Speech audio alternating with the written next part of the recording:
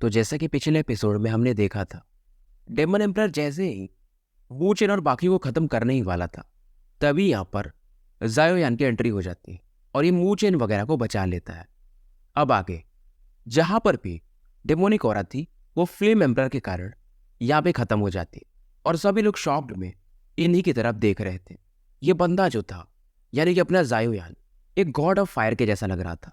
टियालुओ continent में बहुत सारे लोग इन्हें अवाक होकर देख रहे थे, पर एक पावरफुल बंदा था जो इन्हें पहचान लेता है और कहता है, अरे ये तो फ्लेम एम्परर है, एंडलेस फायर टेरिटरी वाले।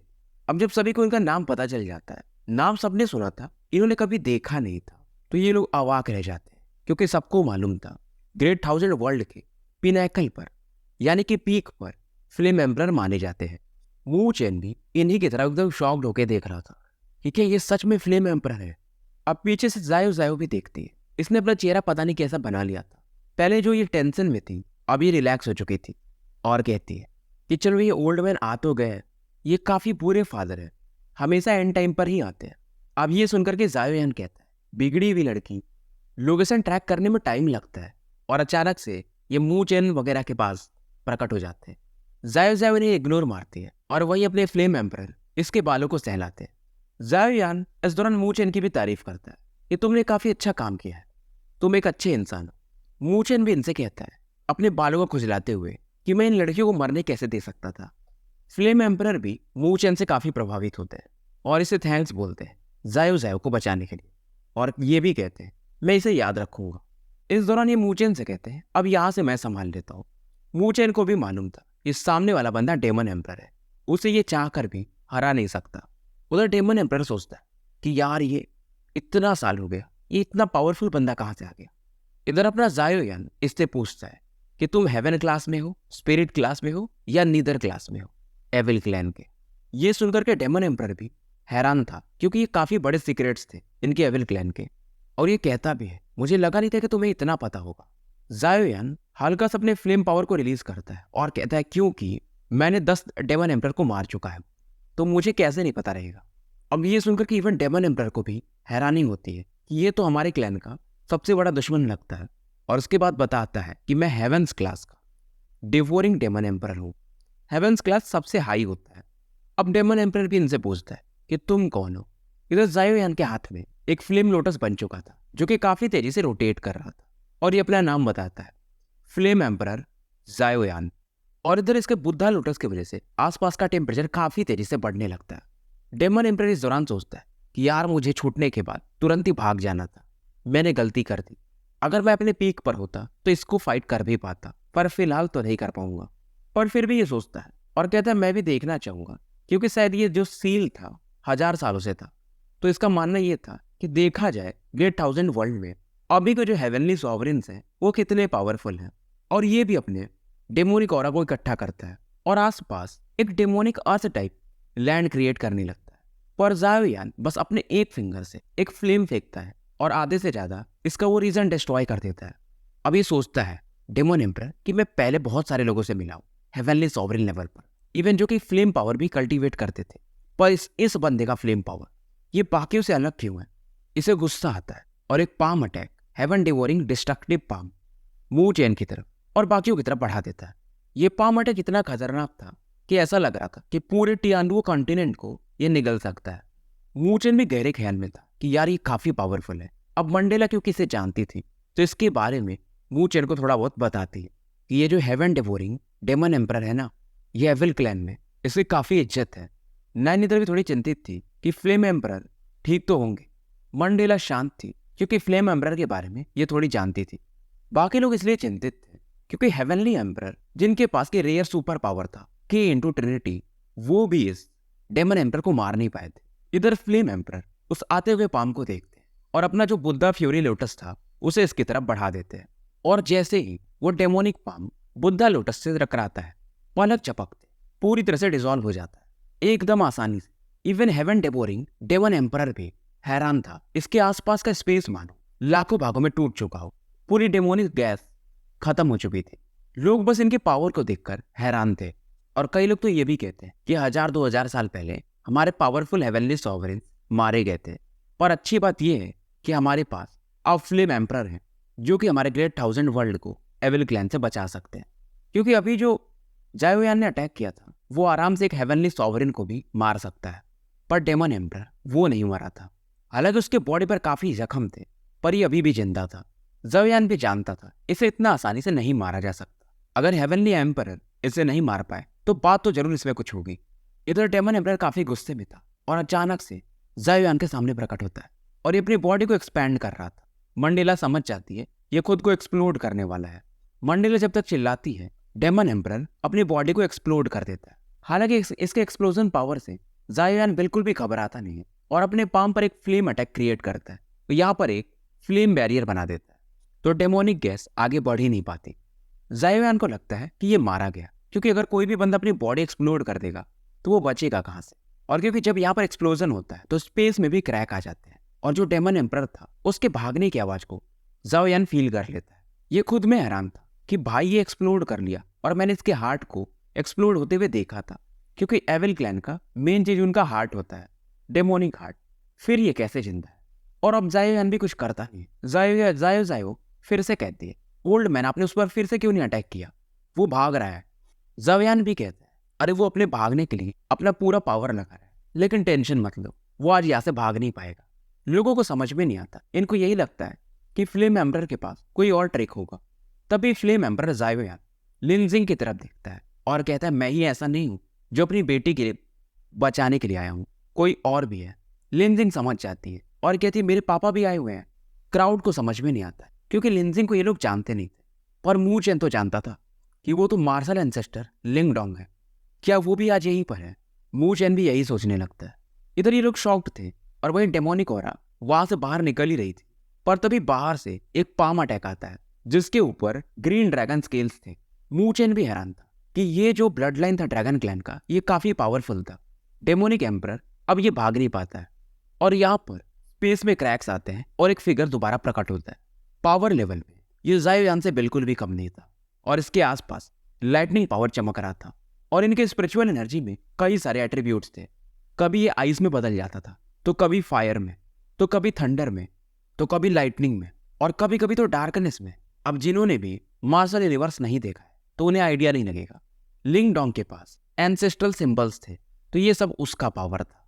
अब बहुत सारे लोग इन्हें भी पहचान जाते हैं कि अरे ये तो मार्शल एंसेस्टर है। इस दुनिया में केवल एक ही बंदा था जो कि अपनी स्पिरिचुअल एनर्जी को अलग अलग एट्रीब्यूट्स में बदल सकता है, जैसे कि आइस, फायर, थंडर, डार्कनेस, और वो है मार्शल एंसेस्टर लिंग डोंग, जिनका कद इस दुनिया में फ्लेम एम्परर जायोयान के बराबर है। दोनों लोअर प्लेन से आए हुए हैं, पर इनका टैलेंट ग्रेट 1000 वर्ल्ड में भी किसी से कम नहीं था।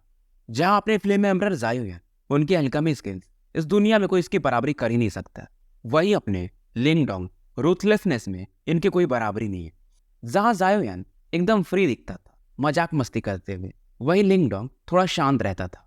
अब ऐसा बंदा आइस स्पिरिट क्लैन में अपनी वाइफ को बचाने के लिए पूरे आइस स्पिरिट क्लैन से भी फाइट किया था अपने दम पर, और इससे फाइट करने के लिए 3 हेवनली सॉवरेन्स आए थे और उस बैटल के बाद लिंग डोंग का नाम चारों तरफ फेमस हो गया था।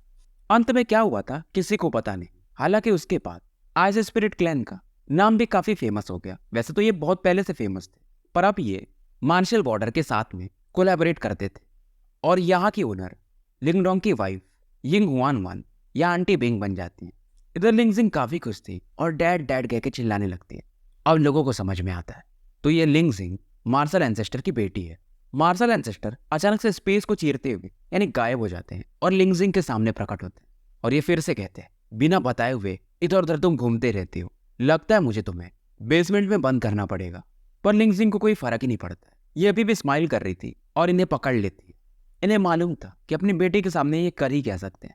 मार्शल एंसेस्टर भी मू चेन की तरफ देखकर स्माइल करते हैं और इसे थैंक्स बोलते हैं। मू चेन भी सोच रहा था, अरे यार मैंने ये क्या किया, अगर ये लोग पहले से आ ही गए थे तो मुझे हीरो बनने की क्या जरूरत थी। लिंग डोंग समझ जाते हैं कि मू चेन क्या सोच रहा है और ये फिर बताते हैं कि देखो डेमन एम्परर भी एक हेवनली सॉवरेन लेवल का बंदा है। अब ये लोकेशन ट्रैक ही किए थे तो आने में टाइम लगता और उसकी भी स्पीड कम नहीं है, तो ऐसा नहीं है कि तुमने कुछ नहीं किया, तुमने काफी अच्छा काम किया है। मू चेन को अब अच्छा लगता है।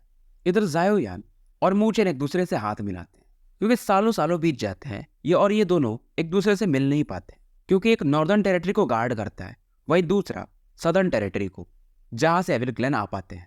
तो उन्हें रोकने के लिए ये हमेशा उसी तरफ रहते हैं। अब जायोयान उस डेवोरिंग एम्परर की तरफ देखता है और कहता है यार ये बंदा काफी ऑड है। मार्शल एंसेस्टर लिंगडोंग बताते हैं हाँ ये ऑड तो है, क्योंकि पुराने टाइम में एविल क्लैन में इसकी रैंकिंग टॉप 10 के अंदर थी। जायोयान में थोड़ा सरप्राइज होता है, यानी ये काफी बड़ा खतरा था और मार्शल एंसेस्टर को इसके बारे में काफी चीजें पता थी। तो वो बताते हैं कि पुराने समय में इसका नाम था 9 कॉप्स हेवन डेमन एम्परर। जायोयान भी समझ जाते हैं कि ये जो डेमोनिक एम्परर है ये अकेला इंसान नहीं है, मतलब ये 9 मैन है, 9 लोग हैं और उसका पावर इसके अंदर अकेले में है।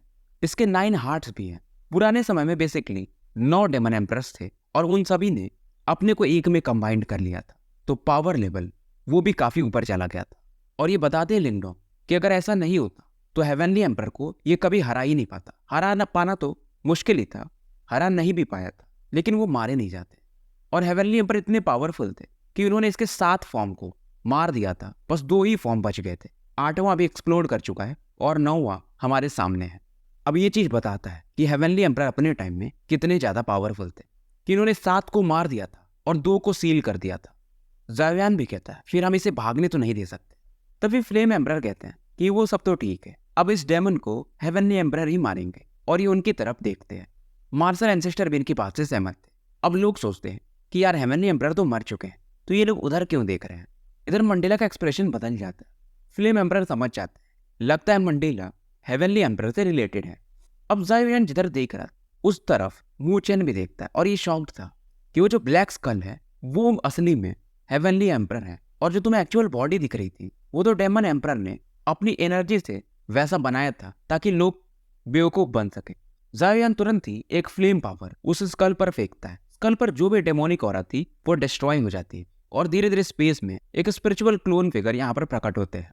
और ये तुरंत ही कहते हैं मुझे काफी बुरा लगता है कि मैं इस डेमन एम्परर को डिस्ट्रॉय नहीं कर पाया था, लेकिन अच्छी बात यह है कि कुछ अच्छे पावरफुल लोग अभी भी प्रकट हो चुके हैं जो कि इस दुनिया को संभाल सकते हैं। इधर मू चेन भी ध्यान से देख रहा था, वही जायोयान और लिंगडोंग हेवनली एम्परर को ग्रीट करते हैं क्योंकि इन्होंने अपनी बॉडी को भी डिस्ट्रॉय कर दिया था इस दुनिया को बचाने के लिए। वैसे तो हेवनली एम्परर बस एक स्पिरिचुअल क्लोन थे, पर एक नजर में देखते ही ये फ्लेम एम्परर और मार्शल एंसेस्टर को समझ जाते हैं कि ये काफी ज्यादा पावरफुल है। इधर मार्शल एंसेस्टर एक लंप ऑफ लाइट में डेमन एम्परर को सील किया हुआ था और ये उसे हेवनली एम्परर की तरफ दे देते हैं। अब डेमन एम्परर भी हेवनली एम्परर से कुछ बातें करता है कि तुम मुझे हरा नहीं पाते।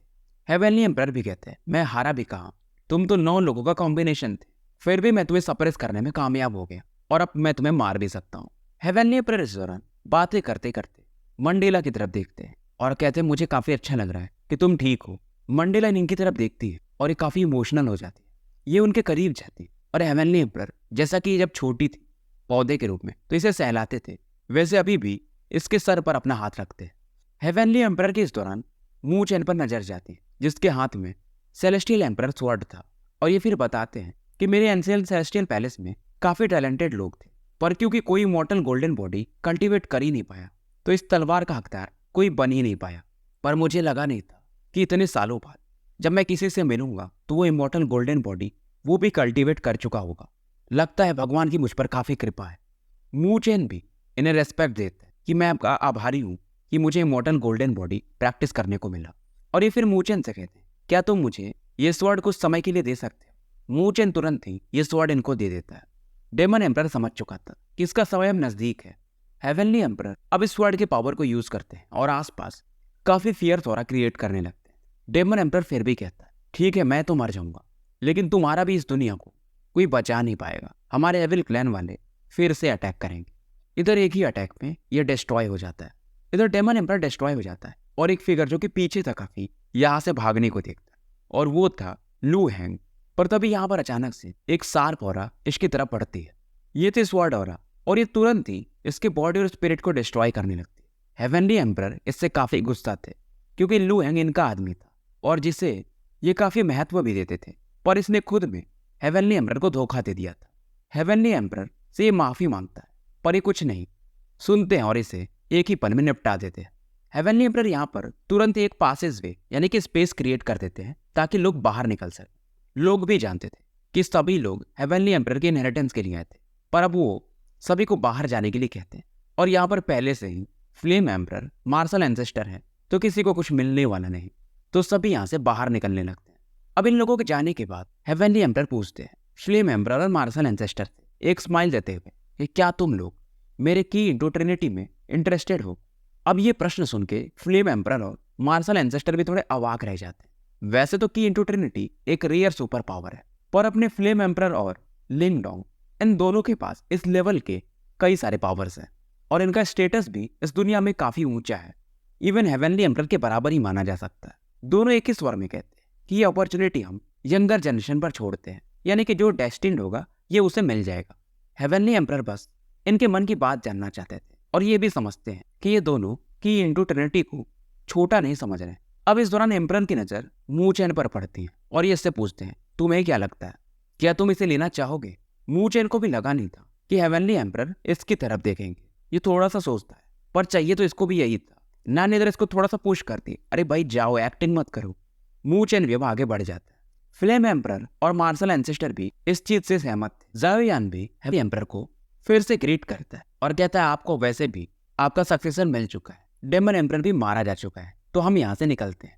फ्लेम एम्परर और मार्शल एंसेस्टर दोनों एक दूसरे की तरफ देखते हैं और हाथ मिलाते हैं। जाने से पहले फ्लेम एम्परर एक एंशिएंट लेब मू चेन को देते हैं और कहते हैं जब भी तुम्हें जरूरत पड़े बस इसे जला देना, मैं तुम्हें प्रोटेक्ट करने के लिए आ जाऊंगा। ये काफी बड़ा गिफ्ट था। हालांकि इसे एक ही बार यूज किया जा सकता है, पर अगर मू चेन किसी मुसीबत में हो तो इसे यूज कर सकता है। मू चेन अभी शॉक्ड था ही, तभी मार्शल एंसेस्टर लिंग डोंग भी इसे एक जेड टोकन देते हैं और कहते हैं कि अगर मैं ये तुम्हें नहीं दूंगा तो मेरी बेटी मुझे शांति से रहने नहीं देगी। ये भी कुछ वैसा ही है, तुम इसे बस फोड़ देना और मैं वहां पर तुम्हें प्रोटेक्ट करने के लिए आ जाऊंगा। मू चेन इन दोनों लोगों को थैंक्स बोलता है। ये समझता था कि अब ये इसके लिए बहुत बड़ा प्रोटेक्शन है। फ्लेम एम्परर और मार्शल एंसेस्टर दोनों इससे काफी प्रभावित हुए थे कि ये बंदा फ्यूचर में शायद इनके लेवल पर पहुंच सकता है, इसके अंदर काफी पोटेंशियल है। इधर लिंगजिंग कहती कि मू चेन अगर तुम्हें लगे तो तुम मार्शल बॉर्डर आ सकते हो कभी भी, और तुम वो जो जिया डायनेस्टी के साथ हमारा पंगा था 10 करोड़ वाला, उसकी टेंशन मत लेना, मैं किसी को भेज दूंगी और आधा धन तुम्हें भी मिल जाएगा। मू चेन भी सोचता है यार ये लड़की ये कभी चैन से रहती नहीं है। ज़ायो भी कहती है इस दौरान कि मैं यहाँ से जाने के बाद अर्थली सॉवरिन में एंटर कर जाऊंगी, उम्मीद है कि तुम ज्यादा पीछे नहीं रहोगे। और इसके बाद ये चारों यहाँ से निकल जाते हैं। अब यहाँ पर बसता है अपना मू चेन, नाइन निदर, मंडेला और हेवनली एम्परर।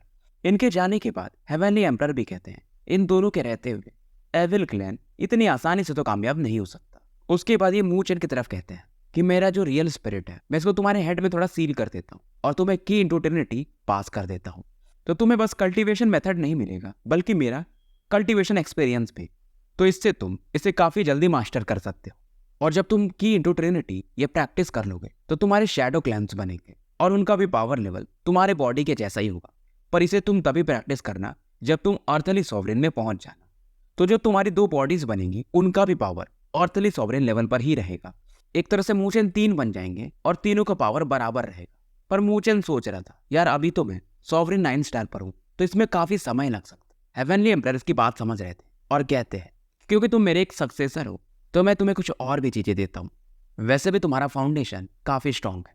और ये मू चेन से कहते हैं अब मैं तुम्हें ये जो स्वॉर्ड है उसका पावर देता हूँ, लेकिन उसके बाद ये तलवार थोड़ा वीक हो जाएगा, लेकिन कोई नहीं, एक तरह से तलवार नॉर्मल तलवार बन जाएगा। मू चेन में निराशा फील करता है क्योंकि ये तलवार सेक्रेड वेपन्स में भी टॉप लेवल का वेपन था, पर हेवनली एम्परर के कहने पर यह मान जाता है और ये कहता है मास्टर आप जैसा कहे मैं वैसा करूंगा। अब मू चेन इन्हें फॉलो करता है और वो जो हेवनली रिवर था जहां पर इन लोगों ने बैप्टिज्म रिसीव किया था, इनके निकलने के बाद वो सील हो गया था, पर हेवनली एम्परर इसे फिर से खोल देते हैं।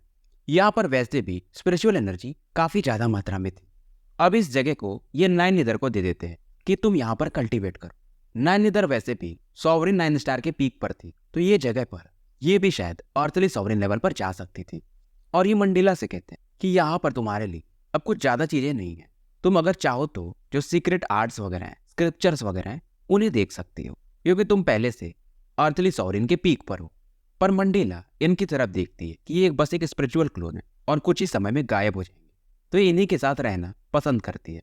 इसके बाद हेवनली एम्परर मू चेन से कहते हैं तैयार हो जाओ। मू चेन यहाँ पर क्रॉस लेग बैठ जाता है और इधर हेवनली एम्परर अपने 2 फिंगर्स को टैप करते हैं और एक स्पिरिचुअल लाइट मू चेन को कवर कर लेती है। ये था वो की इंटू ट्रिनिटी जो इसके माइंड में ये भेजने लगे थे। मू चेन इस रेयर सुपर पावर को थोड़ा बहुत समझता है और ये अपने को काफी लकी फील करता है कि इसे इतना बड़ा एक रेयर सुपर पावर मिल गया। फिलहाल के लेवल के हिसाब से मूचेन बस इस पावर की मिस्ट्री को समझ सकता था, इसे कल्टीवेट नहीं कर सकता था। ये दोबारा से अपनी आंखें खोलता है। हेवनली एम्परर कहते हैं तैयार हो जाओ। उसके बाद ये अपने स्वॉर्ड को बाहर निकालते हैं और उसकी जो ऑरा थी उसे यूज करने जाते हैं। पर उसके पहले ये अपने स्वॉर्ड से कुछ प्यारी बातें करते हैं कि उम्मीद है तुम मेरा इस आखिरी जर्नी में भी साथ दोगे। तलवार से भी एक साउंड प्रोड्यूस होता है, मतलब ये हाँ में सर हिला रहा था, और इस तलवार में से कुछ पावरफुल ऑराज निकलती है और मूचेन को घेर लेती है। अब ये ऑरा धीरे धीरे मूचेन की बॉडी में एंटर करने लगती है। हालांकि ये ऑरा इतना पावरफुल था कि शुरुआत में मूचेन की बॉडी पर ब्लड के निशान आने लगते हैं, पर मूचेन के पास जो हीलिंग एबिलिटी थी उसकी वजह से ये जल्दी जल्दी हील भी कर ले रहा था। हेवनली एम्परर भी जब इस सीन को देखते हैं तो ये खुद में शॉक थे, तो ये भी मूचेन की मदद नहीं करते हैं। ये इस प्रोसेस से मूचेन को जाने देते हैं, इससे ये मूचेन और भी ज्यादा स्ट्रांग हो सकता है। अब ये जो स्वॉर्ड रेज थे मूचेन की बॉडी पर लगातार गिरते रहते। मूचेन इंजर्ड होता, फिर रिकवर करता, इसकी ऑरा बढ़ते रहती है और समय यहाँ पर निकलते जा रहा था। और इसके साथ ही मूचेन की फिजिकल बॉडी भी स्ट्रांग होते जा रही थी। हालांकि ये स्वॉर्ड रेज इतनी पावरफुल थी कि मूचेन के सॉवरेंसी को भी हिट कर रही थी। अगर हेवनली एम्परर नहीं होते, यानी इसको कंट्रोल नहीं कर रहे होते, तो ये इसके सॉवरेंसी को भी डिस्ट्रॉय कर सकती थी। इधर 15 दिन से ऊपर निकल चुके थे और मूचेन अभी भी हेवनली रिवर के ऊपर बैठ करके कल्टीवेट जारी रखा हुआ था। ट्रेनिंग काफी टॉर्चरस थी। मूचेन की बॉडी लगातार इंजर्ड हो रही थी और लगातार रिकवर। एक तरह से इसे हम बैपटिज्म भी कह सकते हैं। समय के साथ इसका सॉवरेंसी भी एक्सपैंड होते जा रहा था। 15 दिन बीतने के बाद इसकी स्पिरिचुअल एनर्जी पहले से काफी स्ट्रांग थी। अगर अभी ये गरुड़ा वगैरह से फाइट करे तो आराम से उन्हें हरा सकता था। सॉवरेंसी इसे भी खाली दिखती है। इसके मन में ख्याल आता है कि अगर मैं इसे शायद पूरा भर लूं तो शायद मैं अर्थली सॉवरेन में एंटर कर जाऊं। ये इसका बस एक गैस था। इधर 10 दिन और निकल जाते हैं, सॉवरेंसी इसका फुल हो जाता है और ज्यादा अगर ये एनर्जी अब्सॉर्ब किया तो इसे लगता है इसका सॉवरेंसी एक्सप्लोड कर सकता है। पर इसे मालूम था हेवनली एम्परर ये ऑरा भेज रहे हैं, तो उन्हें मालूम है कि कब क्या करना है। अब इसके सॉवरेंसी में क्रैक्स भी आने शुरू हो जाते हैं। सभी को मालूम है अगर सॉवरेंसी एक्सप्लोड कर गया तो आपका पावर खत्म। मूचेन की तरफ पसीने भी छूटने लगते हैं, पर यह शांत था। इसे हेवनली एम्परर पर भरोसा था। इस दौरान इसे आवाज भी सुनाई देती है। हेवनली एम्परर इसे कहते हैं दिमाग को शांत रखो और जैसा चल रहा है वैसा चलने दो। ये सुनकर के मूचेन चैन की सांस लेता है और गो विद द फ्लो वाला जो सीन रहता है वैसा करने लगता है। इधर इसकी सॉवरेंसी एक्सप्लोड कर जाती है और ये मूचेन को पूरी तरह से कवर कर लेती है। इसका जो भी ऑरा था अब इसके हर एक नसों में, हड्डियों में पहुंचने लगता है। मूचेन अब क्योंकि इसकी बॉडी भी इंजर्ड हो चुकी थी तो अपने ड्रैगन फेनिक्स बॉडी को फिर से एक्टिवेट करता है। इसकी बॉडी एक तरह से पूरी तरह से टूट फूट चुकी थी, ये शेप लेने ही वाली थी, पर सॉवरेंसी के शॉक वेव से फिर से डिस्ट्रॉय हो जाती, फिर से बनती, फिर से डिस्ट्रॉय हो जाती। ये प्रोसेस भी चलते रहता है और हर बार जब ये रिकवर करता तो इसका फिजिकल ट्रांसफॉर्मेशन यानी पावर और भी ज्यादा स्ट्रांग हो जाता। मूचेन को अब समझ में आता है पहले इसके पास एक ही सॉवरेंसी था, पर अब ऐसा लगता है कि इसके बॉडी के हर एक जगह एक सॉवरेंसी हो, यानी शरीर का इसका हर एक मांस वगैरह सॉवरेंसी में बदल चुका हो। अब इसे समझ में आता है, तो इसे कहा जाता है अर्थली सॉवरेन। इधर आसमान में बिजलियां कड़कना शुरू हो जाती हैं। बारिश भी शुरू हो चुकी थी। हालांकि ये बारिश की बूंदें मूचेन के पास पहुंचते पहुंचते गायब हो जाती थी। समय के साथ मूचेन के बॉडी पर रियल ड्रैगन और रियल फिनिक्स भी दिखाई जाते हैं, जो कि पहले से काफी स्ट्रांग हो चुके थे। और अपने इस पावर को फील करके मूचेन खुद में हैरान था। ये अपनी आंखें खोलता है और एक पंच मारता है। सामने के स्पेस में फ्लक्चुएशन होने लगते हैं और इसमें इसने स्पिरिचुअल एनर्जी भी यूज नहीं किया था। ये खुद अवाक था और सोचने लगता है क्या ये पावर है अर्थली सॉवरेन का? अगर मुझे अब एल्डर जुओ भी मिले तो मैं उसे आराम से हरा सकता हूँ। इधर नाइन निदर और मंडेला को दिखाया जाता है। नाइन निदर पूछती है क्या ये अर्थली सॉवरेन पर पहुंच गया? मंडेला बताती है अभी ये आधा पर है। अब नाइन निदर भी सोचने लगती है कि जब मैं मूचेन से मिली थी तो ये कितना वीक था और समय के साथ अब ये इससे भी ज्यादा स्ट्रांग बन चुका है। फिर भी नाइन निदर पूछती है ये आधा पर क्यों है?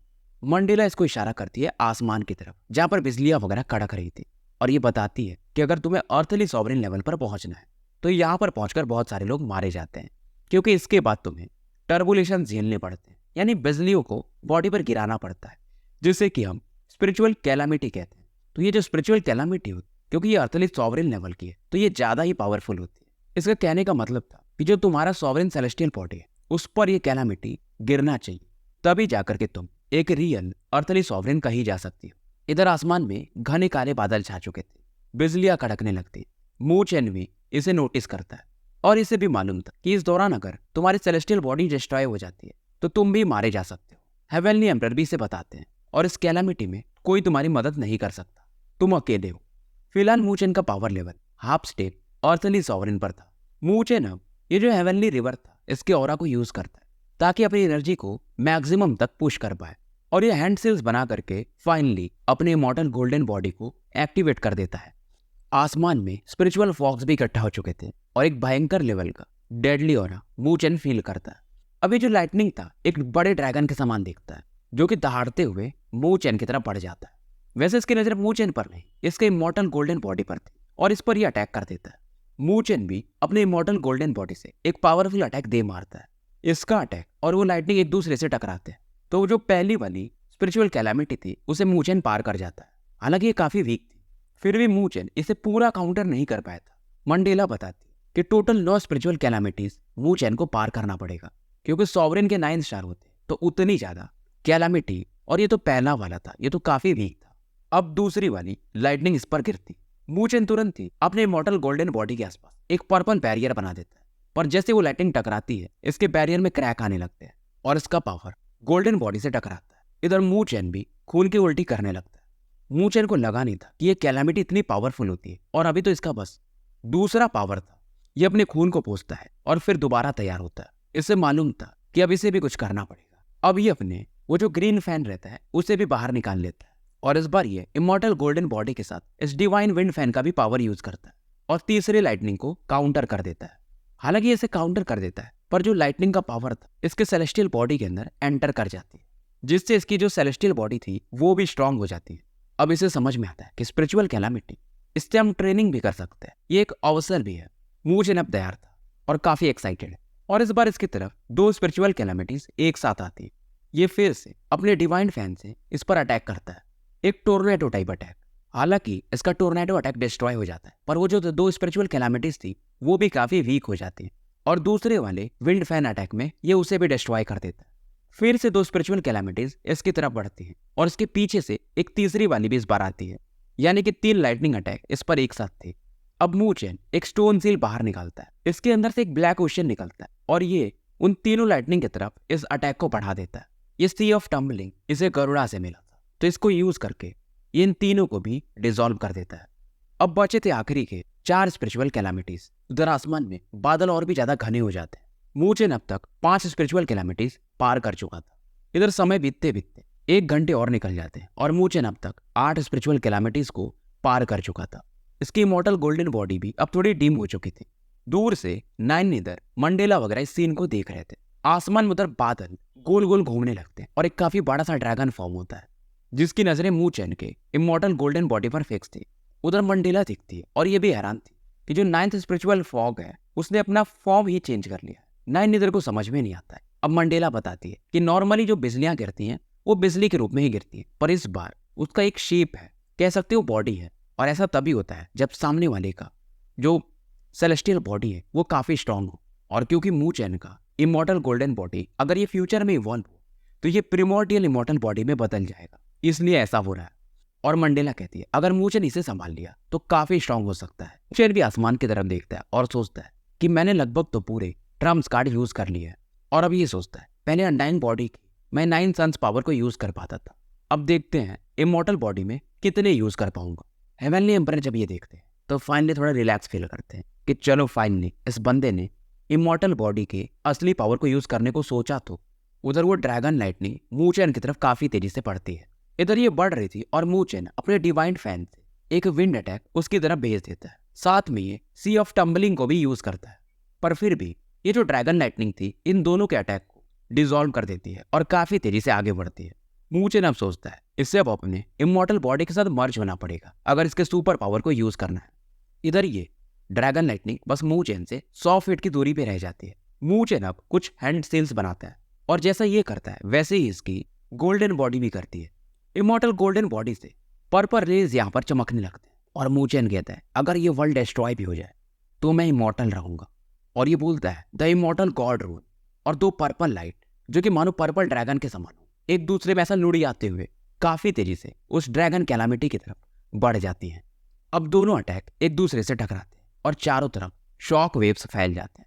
मंडेला और नाइन नीदर वगैरह उधर से अपनी नजरें नहीं हटा पा रहे थे, पर शॉक वेव के कारण इन्हें कुछ दिखाई नहीं देता है। धीरे धीरे 10 मिनट बीत जाते हैं और फाइनली इन्हें मू चेन दिखाई देता है। नैन इधर तो काफी चिंतित थी और ये पूछती है क्या वो सक्सेसफुल रहा। स्पेस भी धीरे धीरे पहले के जैसा हो जाता है। नैन इधर जब देखती है तो ये हैरान थी। मू चेन और इसका इमॉर्टल बॉडी एकदम मू चेन के जैसा इसका इमॉर्टल बॉडी दिख रहा था। दोनों अब काफी क्लोजली कनेक्टेड हो चुके थे। एक तरह से मू चेन अब अपने सेलेस्टियल बॉडी को निगल भी सकता था, मर्ज भी कर सकता था। मू चेन खुद इमॉर्टल बॉडी के इस पावर से शॉक्ड था।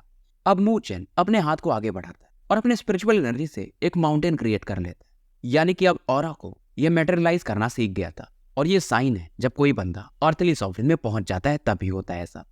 और जब भी ये सांस लेता था स्पिरिचुअल एनर्जी आराम से एब्जॉर्ब कर लेता था। पहले इसकी बॉडी में एक सॉवरेन सी हुआ करता था, पर अब इसकी बॉडी एक तरह से सॉवरेन सी बन चुकी थी। मू चेन का फिलहाल का पावर लेवल अर्थली सॉवरेन के लो लेवल में था। फिलहाल ये अब की इंटू ट्रिनिटी पर फोकस करता है। और क्योंकि की इंटू ट्रिनिटी में हेवनली एम्परर का भी एक्सपीरियंस था तो मू चेन को ये जल्दी समझ में आने लगता है। आधा दिन इस दौरान और निकल जाते हैं और ये कई सारे अब हैंड सेल्स बनाने लगा था। मू चेन इधर कहता है कि into trinity slash me to see me bring a blade, और एक स्ट्रेंज लाइट इसके आसपास इकट्ठा होने लगती और एक ब्लेड के रूप में बदल जाती है। नाइन इधर चौंक जाती है कि ये कर क्या रहा है। मंडेला को लगता है कि शायद ये की इंटू ट्रिनिटी प्रैक्टिस कर रहा है। मंडेला भी सोच रही थी क्या ये बंदा सक्सेसफुल हो पाएगा इस रेयर सुपर पावर को कल्टीवेट करने में, क्योंकि डिफिकल्टी काफी ज्यादा होती है। अब ये जो इल्यूजनरी ब्लेड मू चेन ने बनाया था ये मू चेन के सर पर अटैक कर देती है। मू चेन एकदम शांत बैठा था और जैसे ये ब्लेड मू चेन के सर से आर पार निकल जाती है। यहाँ पर कुछ स्ट्रेंज फ्लक्चुएशन होते हैं। हालांकि इस दौरान मू चेन को ऐसा भी लगता है कि मानो कि इसकी बॉडी से कोई तो चीज बाहर निकल गया।